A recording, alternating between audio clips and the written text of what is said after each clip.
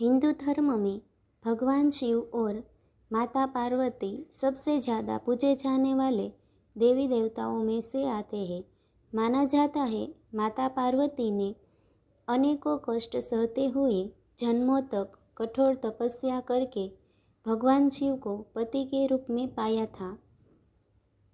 मान्यता के अनुसार अखंड सुहाग और पति की लंबी उम्र के लिए माता पार्वती का व्रत किया जाता है और माता पार्वती के साथ भगवान शिव की पूजा की जाती है। भगवान शिव और माता पार्वती की जोड़ी अगाध प्रेम का प्रतीक और आदर्श जोड़ी मानी जाती है।